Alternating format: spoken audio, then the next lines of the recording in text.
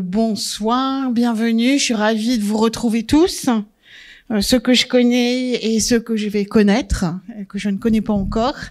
Donc, je suis Annick Bureau, je suis la directrice de l'association Leonardo Olatz et la programmatrice de ces rencontres. Donc, bienvenue à cette rencontre laser intitulée Portrait planétaire.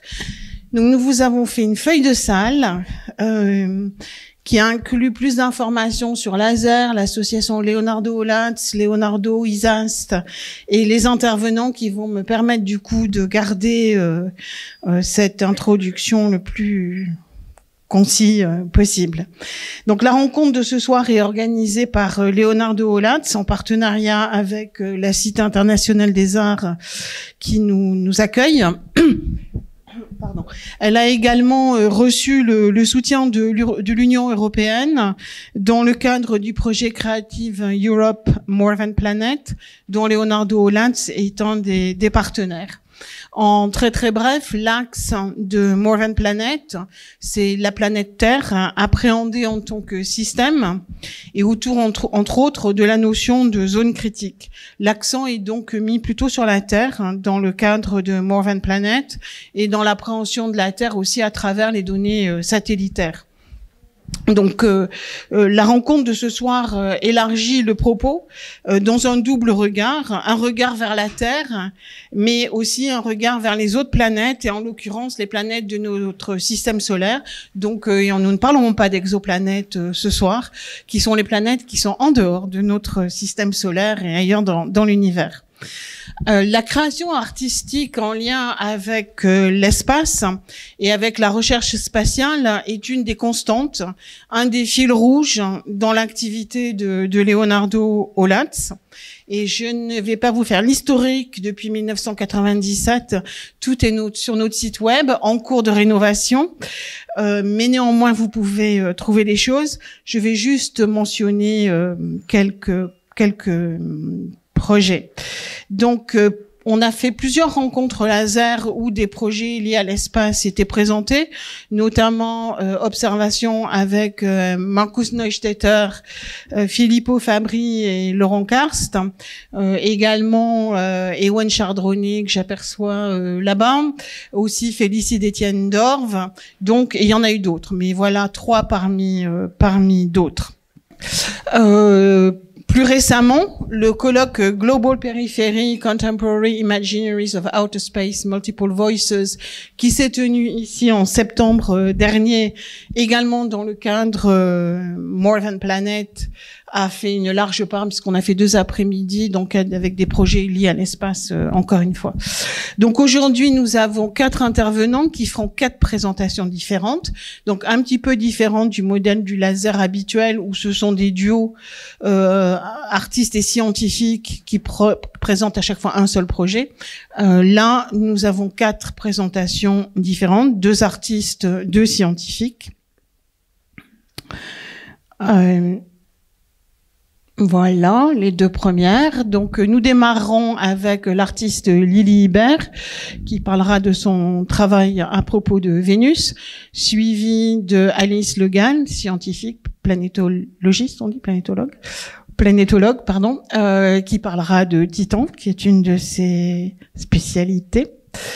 Après la pause, nous aurons Dominique Gentil, géologue et paléoclimatologue, qui nous emmènera dans des grottes, suivi de Guillemette Legrand, qui démarre un projet sur la représentation finalement des données climatiques ou climatologiques associées à la planète et au changement climatique.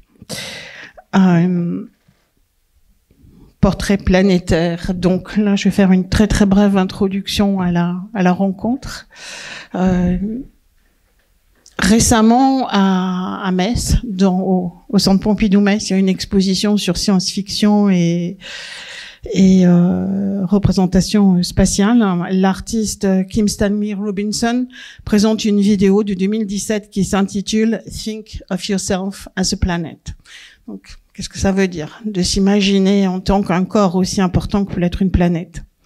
Lors d'une interview récente avec l'astronaute américaine Nicole Stott, à la question si vous ne deviez retenir qu'une chose de votre expérience dans la Station spatiale internationale, qu'est-ce que ça serait?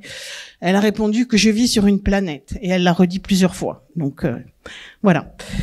Donc comment faire le portrait d'une planète? De cette question qui, je la mets, est largement rhétorique, émerge un ensemble de questionnements, et c'est ces questionnements qui m'intéressent.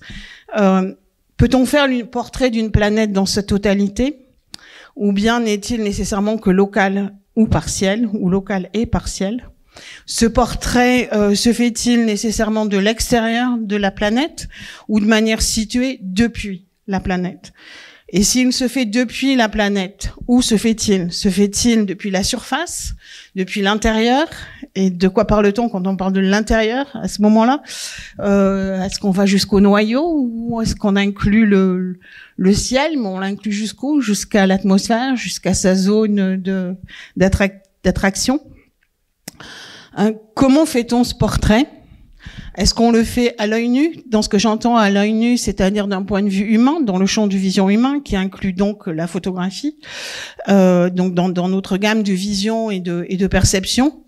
Ou est-ce qu'on le fait par l'intermédiaire d'instruments? Et qu'est-ce que ça nous dit, cette perception prothésée et augmentée de l'être humain par rapport à ça? On le fait depuis quelle culture au pluriel et quelle tradition au pluriel? Est-ce qu'on prend en compte uniquement le point de vue humain, ou est-ce qu'on prend aussi en compte d'autres points de vue, et dans ce cas, lesquels? Comment représente-t-on,